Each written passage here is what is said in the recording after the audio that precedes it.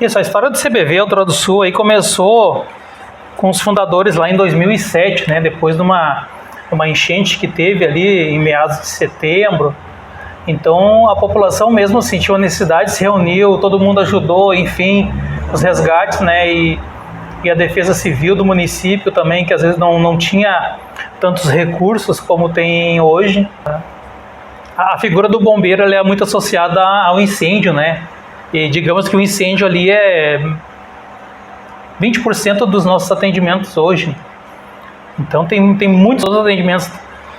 Na própria enchente, que esse ano aí, em um ano basicamente a gente teve 3 grandes enchentes, que nunca teve isso, né, num período tão próximo. Há muitas questões com animais peçonhentos e venenosos, como abelhas, né, serpentes, muita questão com ouriço, gambá, animais de grande porte aí, cavalos. E comenta assim que às vezes o resgate de um animal, no caso até como tu citaste aí do gato ali, teve uma grande repercussão, às vezes até mais do que algum outro tipo de atendimento, até um próprio incêndio de residência, né? Talvez pela comoção popular ou pelo apego que as pessoas têm nos animais. Então a gente teve que contar basicamente com o apoio de alguns bombeiros que tinha próximo assim e com a própria população.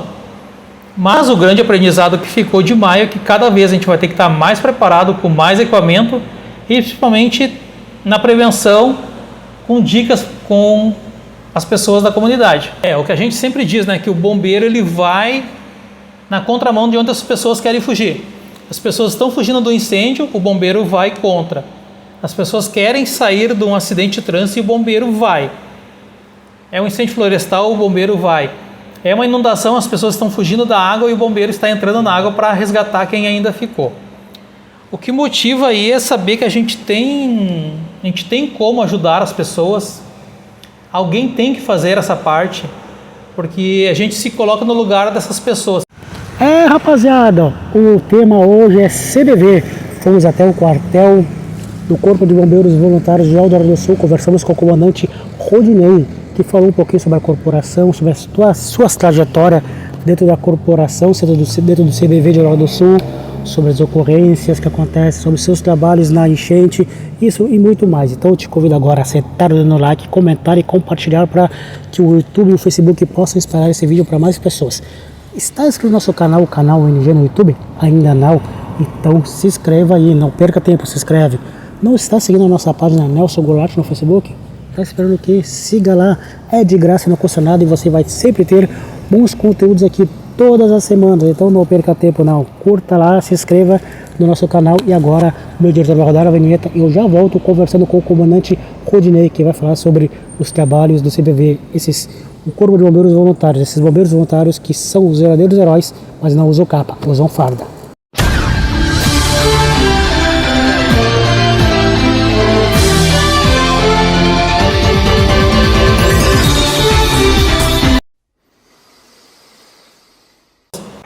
Então, pessoal, como vocês já viram, hoje estamos aqui no quartel do Corpo de Bombeiros Voluntários de Eldorado do Sul com o comandante Rodinei. Tudo bem, Rodinei? Tudo bem? Prazer. Seja bem-vindo. Obrigado por ter nos recebido. Vamos falar um pouquinho sobre o CBV, que podemos dizer que é muito importante aqui para a nossa cidade e que em 2025 está completando 18 anos. Né? Começou lá em 2007 através de uma enchente na Cidade Verde e na Avenida da Paz, aí viu a necessidade. Né? Pode contar um pouquinho essa história do CBV e avaliar um pouquinho o trabalho dele para a comunidade eldoradense? Isso, a história do CBV Eldorado do Sul aí começou com os fundadores lá em 2007, né? Depois de uma enchente que teve ali em meados de setembro. Então a população mesmo sentiu a necessidade, se reuniu, todo mundo ajudou, enfim, os resgates, né? E a defesa civil do município também, que às vezes não tinha tantos recursos como tem hoje, né? Os bombeiros militares aí que atuam na região são bombeiros de Guaíba. Então, como várias cidades naquela época ali também foram afetadas, então o efetivo dos bombeiros da região ele ficou também em outros locais. Então a população aí se viu na obrigação também de montar algo mais estruturado. Então surgiu a ideia de montar uns bombeiros voluntários de Eldorado do Sul, assim como já existia em algumas outras cidades aí do estado. Então um grupo de pessoas ali se reuniu, fizeram diversas reuniões Então, ali em 19 de dezembro de 2007, ali foi realmente fundada a Associação de Bombeiros Voluntários de Eldorado do Sul. A princípio, a sede era na Cidade Verde, ali no local cedido ali pelos próprios moradores, enfim. E aí foi se trabalhando junto com o poder público, foi montado o Instituto Social, foi registrado o CNPJ. E aí, em 2011, realmente a operação conseguiu tomar forma. Então, de 2007 a 2011, mais ou menos, teve todos os trâmites legais ali, e treinamentos e cursos, para que em 2011 a gente conseguisse adquirir ali alguns veículos, né, e pudesse fazer aí o início dos atendimentos no município. Pois é, quando se fala em bombeiros, acho que tanto militares como voluntários, vem na mente das pessoas incêndio, combater incêndio, mas não é só isso o trabalho de vocês, né? As ocorrências são várias. Ontem mesmo eu presenciei atendendo uma menina aqui que passou mal, que estava grávida. Né? Não, a figura do bombeiro ela é muito associada ao incêndio, né? E digamos que o incêndio ali é 20% dos nossos atendimentos hoje. Então tem muitos outros atendimentos. Na própria enchente, que esse ano aí, em um ano basicamente a gente teve 3 grandes enchentes, que nunca teve isso, né, num período tão próximo. A última talvez tenha sido lá em 1941, que os registros mais recentes são de Porto Alegre, mas provavelmente tenha atingido bastante aqui a região de Eldorado também. Mas atendemos aí casos clínicos também, como tu citaste. Ontem uma gestante passou mal, teve um princípio ali de convulsão, então a equipe que estava aqui foi casualmente aqui na frente do quartel. Então a equipe de pronto ali fez o primeiro atendimento e depois deslocou até o posto de atendimento para que o médico fizesse uma nova avaliação. Mas tem desde resgate de animais, salvamento de animais, cachorro, gato, tartaruga, lagarto, há muitas questões com animais peçonhentos e venenosos, como abelhas, né, serpentes, muita questão com ouriço, gambá, animais de grande porte, aí, cavalos e gado que às vezes cai num bueiro, num buraco ali, a gente tem que fazer o atendimento. Tem o resgate aquático, que teve ênfase agora nas enchentes, que assolou aí o município e região, onde a gente teve aí em maio em torno de 1.500 atendimentos, entre todos os bombeiros voluntários que aqui em Eldorado estiveram. Tivemos apoio dos bombeiros de outras cidades. Atendemos aí acidentes de trânsito. Então a gente tem muita questão aí também com resgate em altura, e o resgate em altura não é ser no alto, às vezes num buraco também é um trabalho em altura, porque é fora do nível onde nós estamos, né? Às vezes as pessoas caem no buraco ou até mesmo estão trabalhando, sentem-se mal lá, a gente tem que fazer o atendimento, o resgate das pessoas. Resgate em altura, trabalhadores estão no telhado, uma pessoa cai ou fica preso numa árvore, em alguma situação, fizemos o trabalho de resgate à altura também. Então, assim, tem N situações aí que os bombeiros... E o incêndio é incêndio veicular, é incêndio residencial, é incêndio em lixo, é incêndio florestal, né, que são as vegetações aí, enfim... São N situações aí que os bombeiros podem atuar e os bombeiros de Eldorado do Sul atuam. O senhor tocou 2 pontos interessantes, que é a enchente dos animais. Vou primeiro começar pelos animais. Uma vez eu fiz uma reportagem até da TV Costa Doce que me mandaram que vocês resgataram um gatinho que estava numa árvore. Isso. E deu uma repercussão tremenda aquela de lá. Como é que é o trabalho com os animais, que é diferente do humano, né? Porque tu tem que conquistar eles, a confiança, né?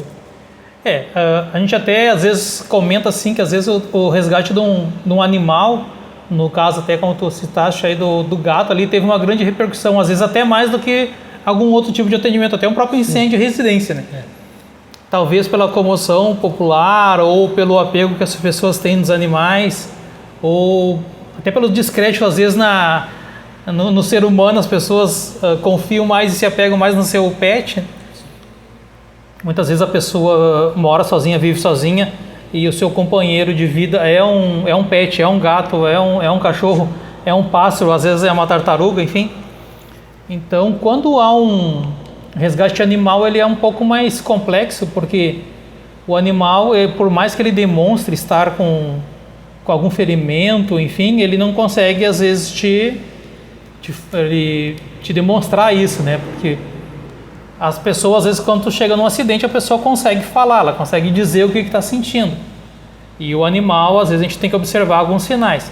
Então, o animal, por que ele subiu lá na árvore, um gato, por exemplo? Como é que ele foi parar em cima da árvore?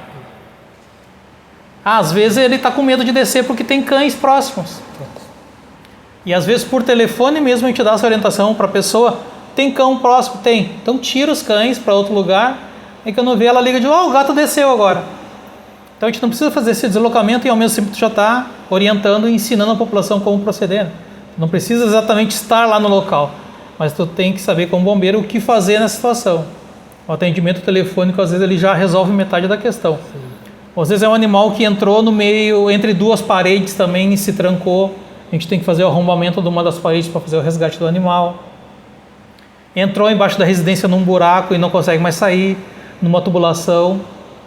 Ou é um gambá que está no forro, lá já está com filhotes, então tu tem que fazer o resgate do pai ou da mãe daquela família de gambás e mais os filhotes juntos. Então são questões bem complexas. Serpentes, tu tem que ter um cuidado muito grande, tu tem que usar equipamentos específicos para fazer a contenção e a remoção desses animais, né? Principalmente serpentes, que elas podem ser peçonhentas e venenosas. Largar no mais longe possível das residências e num ambiente que ela esteja propício a continuar a sua vida, né? Sim. E as enchentes? A gente sabe que o CBV faz assim de tudo para poder ajudar, mas às vezes falta equipamentos, né? Hoje, se acontecer alguma, a gente não sabe ainda, mas tomara Deus que não, mas se acontece uma enchente semelhante à de maio, não vou dizer que igual porque não queremos passar por aquilo, mas semelhante, o CBV estaria preparado com equipamentos para poder ajudar o povo? Nós como bombeiros e como treinamentos a gente estaria preparado, mas com certeza sempre vai faltar algum tipo de equipamento. Nas enchentes de setembro, ali, novembro e maio passado, tivemos grandes dificuldades porque não tínhamos embarcações suficientes para fazer o atendimento. Contamos também com outros voluntários da população. Hoje já contamos com 2 barcos de alumínio, com 2 motores aí de 30 HP cada um. Então hoje a gente já está bem mais preparado.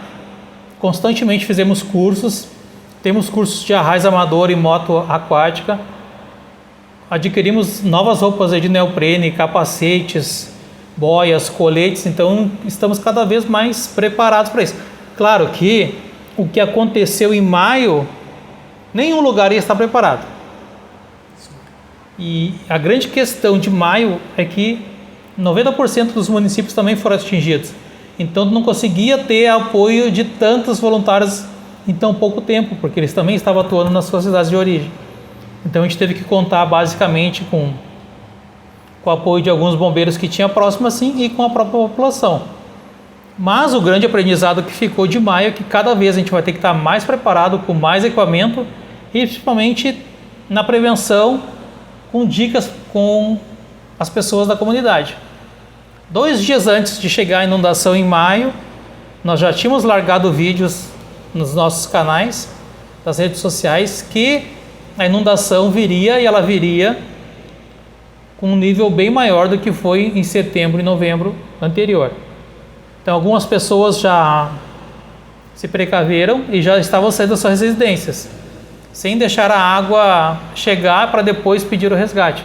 Então essa conscientização da população ela é muito importante, né? Acredito que o que aconteceu agora em maio, as pessoas estejam mais crentes quanto a isso.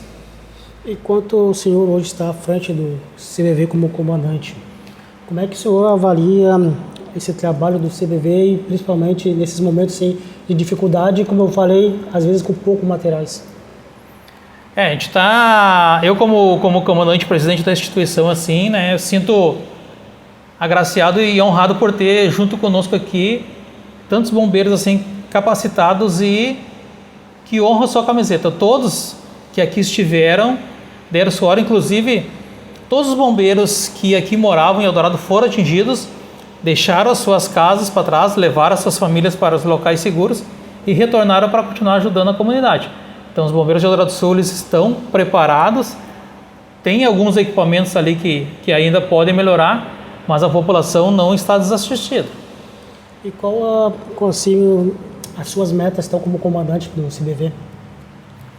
Nessa questão da inundação propriamente dita, nós, agora no início de fevereiro, primeiro final de semana, a gente teve no sábado e domingo um intensivo com treinamento de resgate aquático.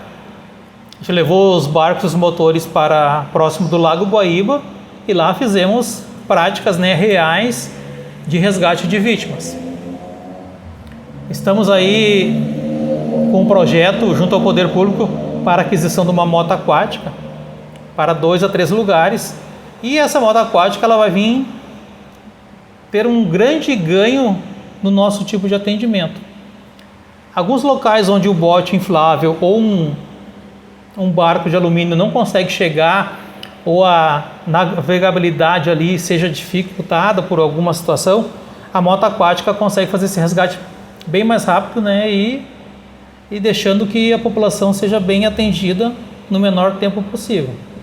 E em janeiro nós tivemos também alguns incêndios aqui, e a comunidade, algumas pessoas, infelizmente, acabaram não entendendo e fizeram algumas críticas pelo fato de não estarem presentes no momento, é porque o caminhão estava estragado, né?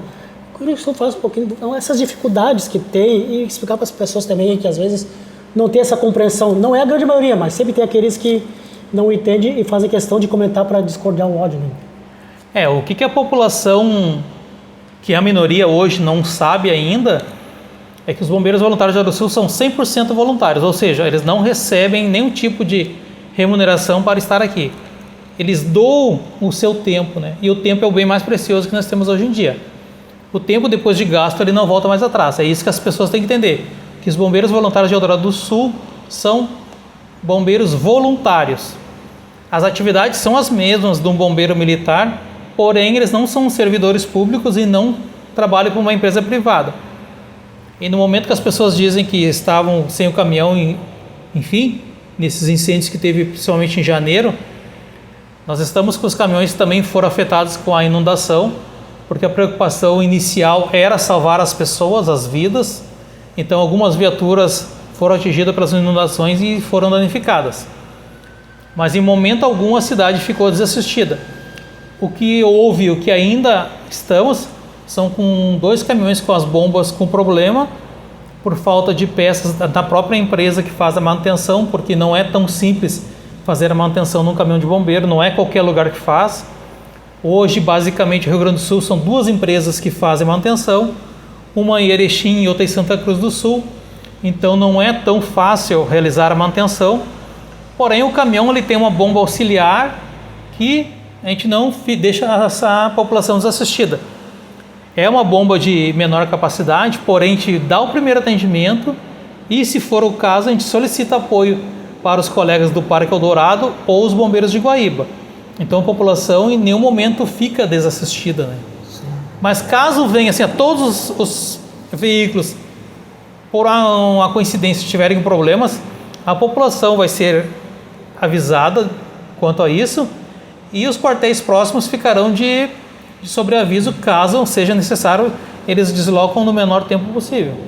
Então agora eu vou lhe fazer uma pergunta que talvez eu até imagine a resposta, mas eu acho que eu preciso perguntar para que as pessoas possam saber. O senhor falou que o bombeiro é 100% voluntário, ou seja, no final do mês o Pix não cai. O que lhe motiva então a sair de casa num dia de folga, vir trabalhar e se arriscar, porque a profissão de bombeiro é arriscada, principalmente no incêndio ter que entrar para poder salvar vidas?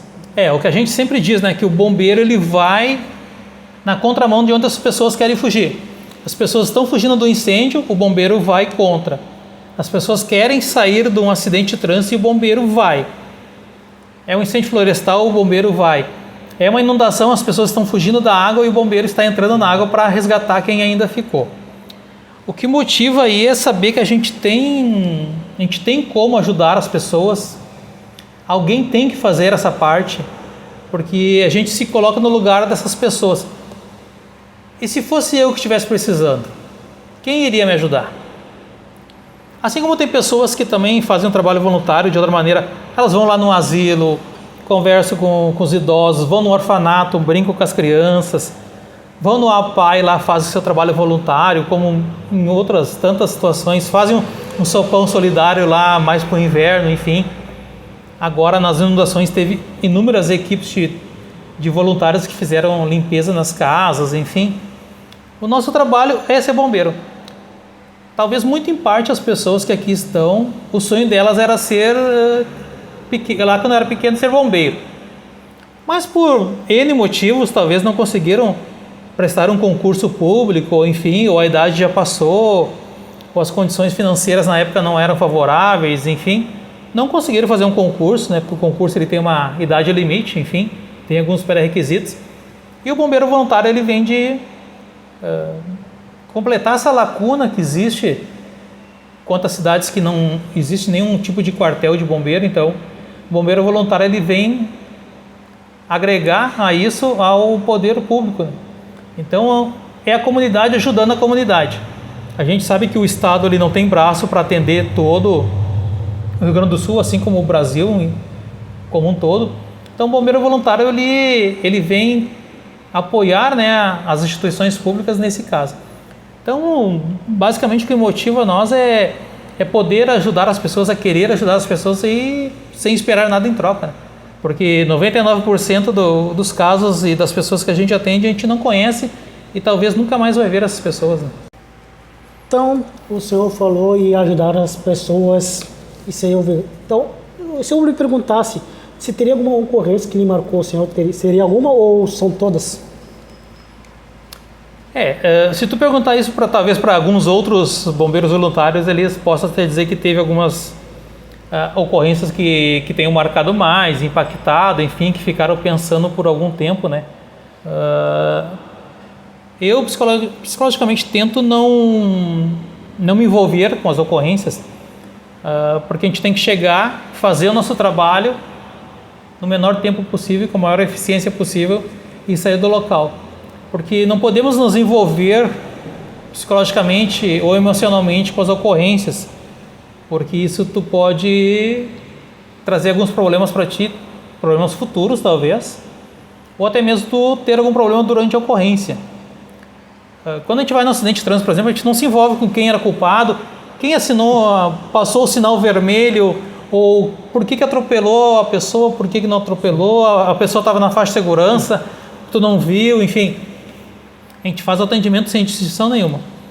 Para nós não importa se a pessoa ela é criminosa ou não numa situação envolvendo questões policiais, a gente vai fazer nosso atendimento da mesma maneira.